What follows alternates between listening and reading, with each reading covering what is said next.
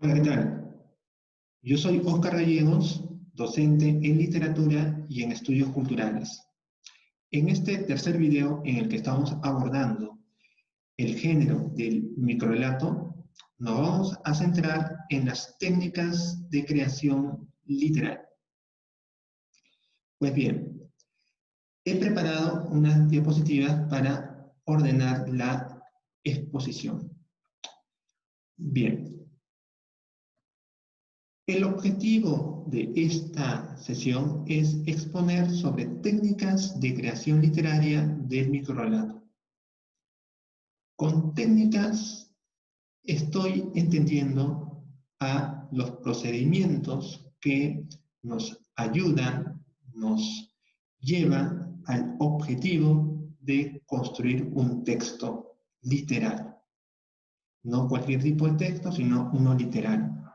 Y acá se entra el clásico debate entre si el artista literario nace o se hace. Por ejemplo, para la visión romántica, el artista nace, es decir, es un genio creador inspirado por las musas. Para otra visión más digamos, moderna, de los estudios formalistas literarios, se puede aprender la técnica de composición que nos pueda llevar a realizar un texto literario.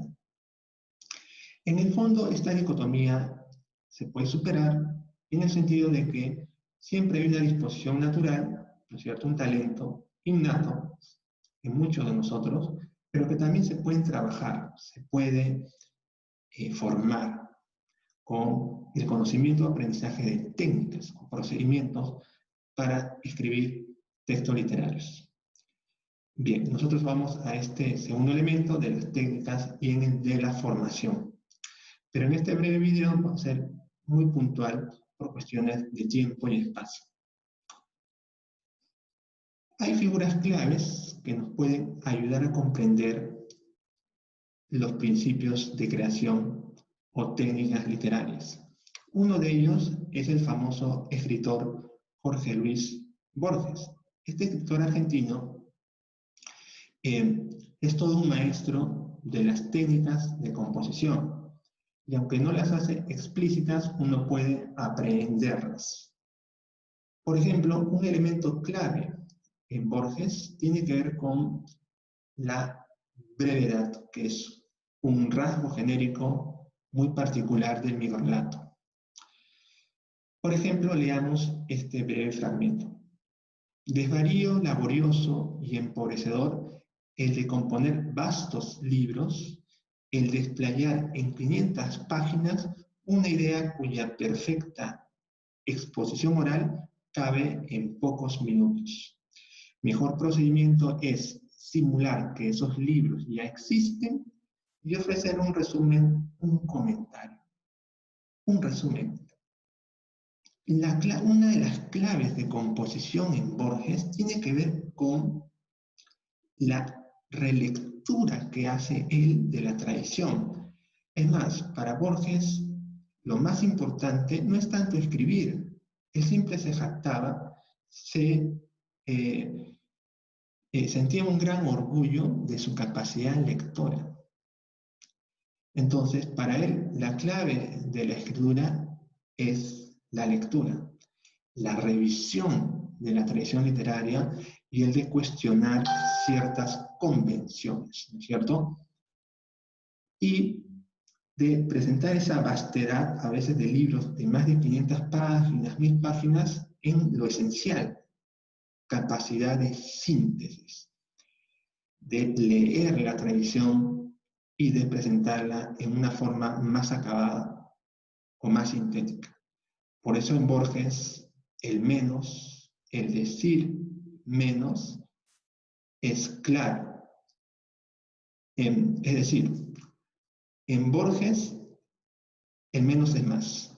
La brevedad tiene una capacidad o una potencia para decir los grandes temas en pocas palabras. Por esa razón, casi la mayoría de sus cuentos son muy breves, sus ensayos también. Y el de abordar en esta capacidad lectora los grandes temas, incluso filosóficos, metafísicos, o de la propia tradición literaria, como los laberintos, los espejos, el tema de la muerte, el tema en general de la literatura fantástica. Pues bien, entonces, una técnica de creación en Borges tiene que ver con esta capacidad de síntesis o de condensación sobre la base de una gran experiencia lectora. Continuemos con otra figura clave para recoger algunos elementos o técnicas de creación. Estamos hablando del escritor Augusto Monterroso, el famoso escritor que nos regaló este también famoso texto del dinosaurio, que es un microrelato de solamente 9 palabras. Leamos brevemente lo que menciona acá. Como mis libros son ya antologías de cuanto he escrito, reducirlos a esta fue fácil, y si de esta se hace inteligentemente otra, y de esta otra más, hasta convertir aquellas 2 líneas o en ninguna, será siempre por dicha en beneficio de la literatura y del lector. Como vemos, también en Monterroso hay esta filosofía de la condensación, pero podemos agregar a lo que menciona Borges, ¿no es cierto?, en que en Monterroso hay una especial tendencia a la sátira. La sátira o lectura también irónica de la tradición es una técnica de composición en Monterroso. Borges mira con una visión satírica o también burlesca, cuestión ahora de las convenciones literarias. Por ejemplo, las fábulas. Las fábulas en Monterroso son fábulas modernas, irónicas, irreverentes de las fábulas más tradicionales en las que hay un mensaje moralizador. En Monterroso no podríamos decir que hay un mensaje moral en el sentido tradicional, pero siempre hay un cuestionamiento a los valores establecidos. Tanto Borges como Monterroso están aprovechando la tradición, están retomando elementos conocidos de la fábula, como el tratamiento de los animales, estos personajes, o también de la tradición clásica, ¿no? Digamos, la Odisea, la Ilíada, por ejemplo, o personajes de la tragedia. Pero le saca la vuelta, produce otra perspectiva, utiliza un personaje de esta tradición y le da otro fin, por ejemplo, otro término. Esa también es una técnica de composición, darles otras lecturas. Y eso es bastante utilizado en Monterroso, porque también es otro gran lector. Pero también en Monterroso hay esta técnica de conjugar géneros. Es decir, en Monterroso, como también en Borges, pero especialmente en Monterroso, no sabemos a veces si estamos ante un cuento o un ensayo, ante una obra ensayística o un relato.